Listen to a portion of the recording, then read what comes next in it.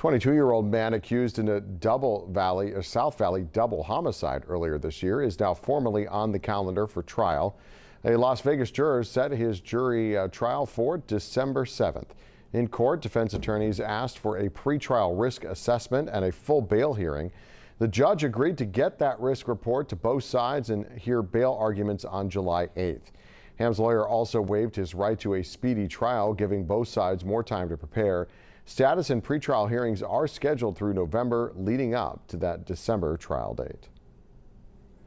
Police say Ham was driving a stolen black Mazda SUV that pulled up to another car near West Star Avenue and Dean Martin in early March.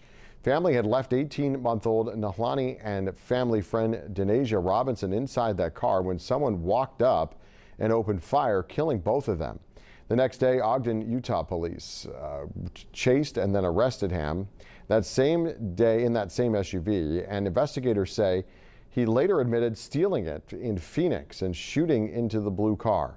He's charged with 2 counts of murder with a deadly weapon and counts of firing into an occupied vehicle.